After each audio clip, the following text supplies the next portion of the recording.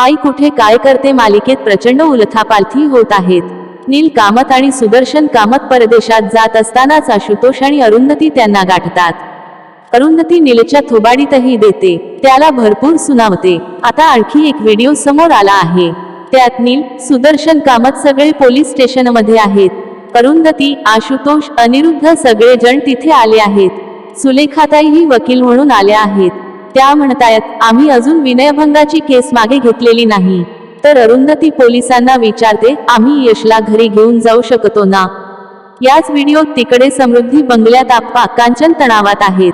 इतक्यात संजना फोनवर बोलते। बोलणं झाल्यावर तिला धक्का बसलेला दाखवला आहे। संजनाला फोनवर असं काय सत्य कळलं, हे येत्या भागामध्ये उघड होईल। मालिकेच्या आगामी भागाचा व्हिडिओ सोशल मीडियावर व्हायरल होत आहे। नीलच्या आईनं दिलेल्या माहितीनुसार अरुंधती आशुतोषच्या मदतीनं नील आणि सुदर्शन कामत यांचा शोध घेते। त्या दोघांना गाडीतून पळून जाणारे कामत बापलेट दिसतात। त्यांना अरुंधती आणि आशुतोष शिताफीनं गाडीच्या बाहेर काढतात। त्यावेळी नील अरुंधतीशी हुज्जत घालताना दिसत आहे।